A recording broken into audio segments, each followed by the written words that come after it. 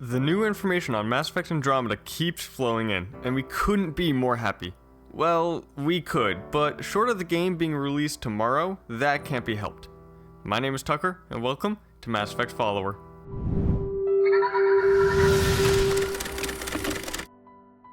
Replying to a tweet from our friend BioFan, Mac Walters confirmed that the name of our protagonist, Ryder, was heavily inspired by Sally Ride, the first American woman in space. This has been suspected by fans ever since Ryder's name was cleverly extracted from the previous trailer, so it's nice to get an official answer. Also, in an interview with IGN, Walters set the record straight that the Mass Effect 3 endings would not affect Andromeda in any way. In his words, "We wanted Andromeda to be a fresh experience for everyone, so if you haven't played, you don't have to worry about whether you missed out on some key choices or something like that." And it seems that Mac Walters is really pulling his weight out there, because in yet another interview, this time with Polygon, he talked about how the characters this time around are far less battle-hardened than those of the original trilogy. Rather than the save the galaxy hook of Shepard's story, this will be more of a hero's journey, presumably making the entire game more character-centric. "You don't necessarily have all the supports available to you that, say, Commander Shepard would have," said Walters.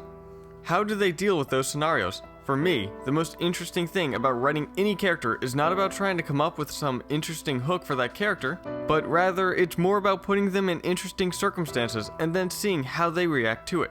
What could be more interesting than a brand new galaxy to explore with who knows what you could find with every planet? Meanwhile, in non-Mac Walter news, Holly Bennett with PlayStation Access conducted a short interview with BioWare GM Aaron Flynn. While not much new info was revealed, the time frame of Andromeda in relation to the original trilogy was teased, with Bennett throwing out 400 years as a ballpark estimate, with Flynn answering that it wasn't a bad guess. While this is far from an official confirmation, Flynn did clarify that there is no instantaneous warp or anything like that. You are in this for the long haul when asked about how we get to Andromeda, so this is likely not a far-off guess. Flynn also addressed how Mass Effect Andromeda is sort of reflecting real-world sentiment on the idea of space travel and exploration. He mentioned how in the 50s and 60s, we were reaching out and doing all of these things. And there were these space missions everyone was excited about. Then, we all kind of stopped doing that and we pulled ourselves in. But now, with things like NASA and SpaceX, he feels we're looking back up again. Finally, in another interview with Yannick Roy from BioWare Montreal, the concept of loyalty missions were briefly discussed.